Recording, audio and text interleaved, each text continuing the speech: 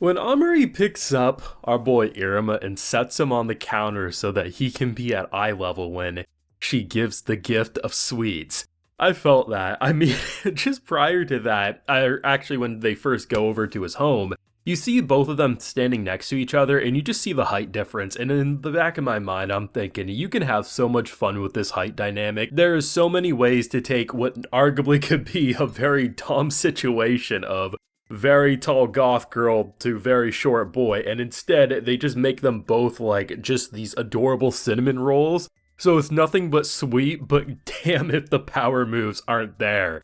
This was an amazing episode. With one episode now to go before we have to say goodbye to Iruma and wait for season 4, this season is going out on a wholesome, hilarious, if not provocative bang. Because seriously, dirty magazines under the bed, lead sister who she needs a man pronto, to even the demonic cooking that would give that time I got reincarnated as a slime a run for its money for worse anime cooking.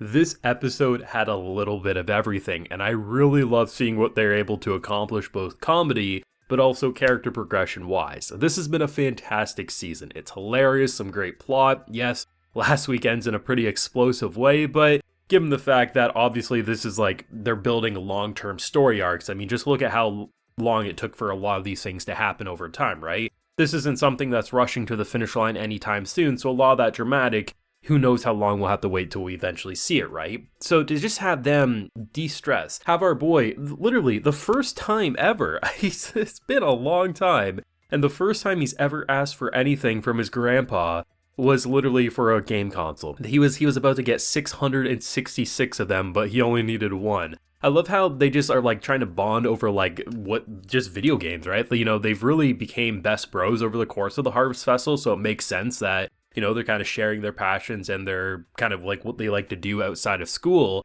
And I love seeing just like the kind of like establishing shot where they're sneaking by the sister's room. It's all basically gated up. Don't wake the sleeping bear. I had a feeling it was going to be like a big brother or big sister dynamic. And just to see like eventually her barge in, how mad she is, how ferocious, to then seeing like, oh, you got a boy over, 1 second. Changes into a more cute outfit. Oh, you got an older brother? Oh, wait, you're the grandson of the demon chairman? How about you, actually? You interested? You single? What's going on? It was just so perfect, as literally moments prior, our boy pulls out some dirty magazines and Iruma, being Iruma, says he usually burns those. Like, I love it. I love how they have fun with such simple ideas, but because of the art style, because of the characters' personalities, it explodes into this, like, provocative, wholesome, hilarious aura that's just really unlike anything else unless it's Iruma, right? And I like also just seeing what they were able to do with Omri, because we haven't had as much with her this season, of course, but makes sense given the Harvest Festival and everything. But to see her, like, in normal manga reading time to then saying, you know, I can't cook at home, but I want to cook something for someone, we see why she's not allowed to cook at home. Ain't no one should be around a kitchen if you're making something that can break the glasses because of how bad it is. But to see how both her and Iruma are absolute trash at cooking, you have one who just doesn't understand taste and will pour everything and her mother into that bowl. Iruma being someone who comes from a very bad family originally, so he doesn't want to waste anything, so eggshells, you're literally, it's an emotional, distressful moment when he's forced to throw the eggshells away, when Oprah comes in to be like, listen, I'm gonna try to fix everything here, right? So it's just like, I love the fact that they had so much fun with the goofiness of this episode, and they just let the cast explode into a hilarious aura that really is letting this season wind down in a very comfy way. But knowing Iruma, I imagine next week we'll have some sort of big sequel hook as we then wait for season 4. And like I say, we're gonna get a season 4. It's only a matter of when, not if. You don't license and produce 3 2-course seasons,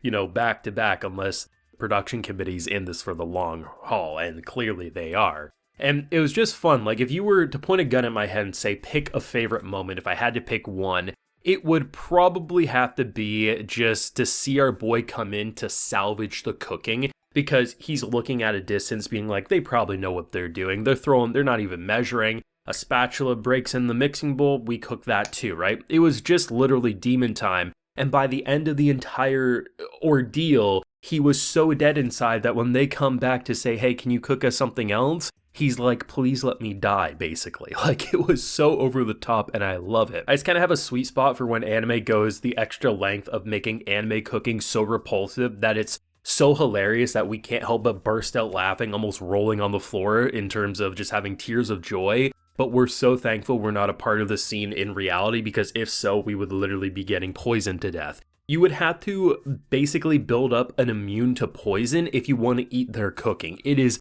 repulsive, and I love it. Reminding us of some of those key early Iruma aspects, like the whole like will they, won't they with Amari as well as Iruma, and just what they're able to progress with, how happy they were there. Showing that the friendships and bonds that Iruma built over the Harvest Festival aren't being forgotten. I mean, Lee literally became best boy for him, literally best friend. They might argue and fight over who's the little brother. I mean, Iruma honestly kind of does feel like the little brother, if I'm being honest. But I love the fact that he had such a backbone refusing to back down from him. It's just a really fun adventure. And to just see as, like, we didn't even really see the video game they were playing. All they did was create a character. But the fact that they were like initially bonding over the fact that, ooh, you know, we're getting a little older, a little more mature. We're the only one in our class who doesn't use this in our names, you know, like the little extra, like, I forget what they're called, but the added things that in Japanese names, like they add for like, you know, is it a brother? Is it a sister? Is it a senpai? Stuff like that. And I just love seeing them like get so proud that they eventually like bumped up sort of a thing.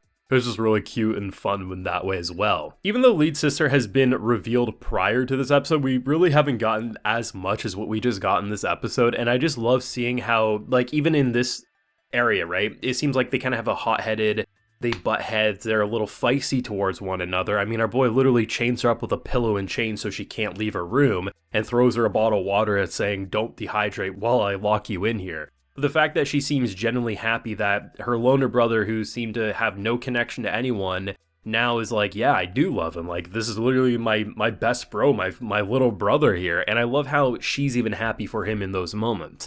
These little moments go a long way to continue to flesh out this cast, so it's never just the Iruma show anymore. It is the Misfit class and its amazing side supporting cast. And to see how far this show has truly come over 3 amazing seasons, it's why I'm excited for the next 3 seasons whenever we eventually get them, right? But hey, that's just my feelings on this week's amazing second to last episode of Iruma Season 3. Do let me know what you're feeling though down below. Be sure to leave a like if you enjoyed, subscribe if you're new around here, ring that bell so you can get notified when I upload on the channel, and hey, I have a Patreon where I got a bunch of live reactions going on over there, and as well, you can also get video shoutouts like a handful of people are getting today. So we have Zophis, Toby, Xeno, Yuki Ali, Tabrian, Timothy, and Duke. So I appreciate the support, everyone. Please take care and have a good one.